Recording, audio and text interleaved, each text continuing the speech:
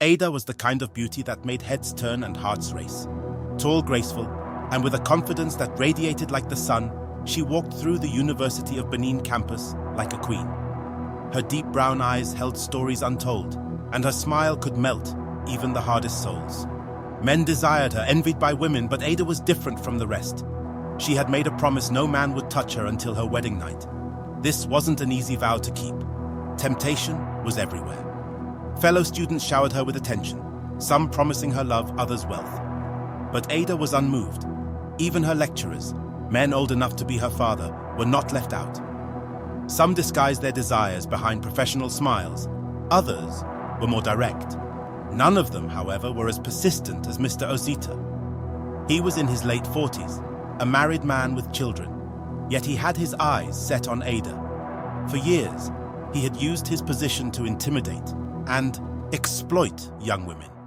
And now Ada was his latest target. One fateful afternoon, after her final year project defense, Ada received a message: "Come to my office." A shiver ran down her spine, but she knew she had to go.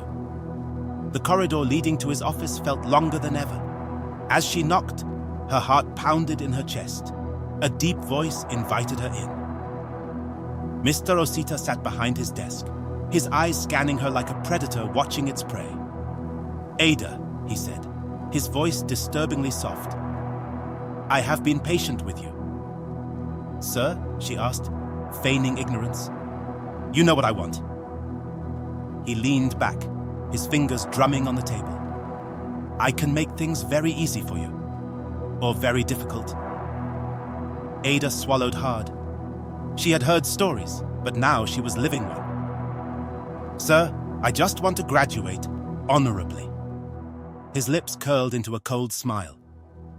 "Then you know what to do." Ada shook her head, her voice firm. "I can't." Mr. Osita's expression darkened. He pulled out a file and flipped through it slowly. "Your results, Ada. One signature from me, and you'll be on the graduation list." He paused, his gaze piercing through her. "Or, I can make sure you don't graduate for the next 2 years." Silence filled the room. Then, with quiet determination, Ada spoke. "Do your worst." A slow, menacing smile spread across Mr. Osita's face. "You will regret this." Ada's name was missing from the graduation list. The university claimed she had failed a core course and had to retake for 2 more years. The injustice burned within her, but she refused to break. Months passed, then a year. Hope began to fade until one day, the unexpected happened. A scandal erupted at the university. Mr. Osita's dark secrets came to light. Several female students had come forward, accusing him of abuse. One of them had secretly recorded him. The video spread like wildfire. The university had no choice but to act. Mr. Osita was dismissed in disgrace, his reputation in ruins. But karma wasn't done with him yet. One evening, Ada scrolled through her phone, her breath hitching as she read the headline, "Former university lecturer arrested for fraud." It turned out he had been altering students' grades for money. The law had finally caught up with him. With Mr. Osita gone, Ada's case was reviewed. The university found she had passed all her courses. A special meeting was held, and Ada was finally awarded her degree.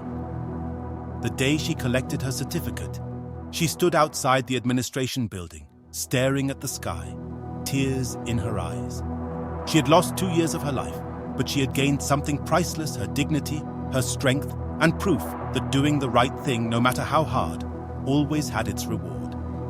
But just as she turned to leave, a man in a suit approached her. "Miss Ada?" he asked. "Yes," she replied, confused. He handed her an envelope and smiled. "Someone has been watching your journey. This is for you." Ada opened the letter, her eyes widening as she read its contents. Her heart pounded. Who had sent this? What did they want? As she looked up, the man was already walking away, disappearing into the crowd.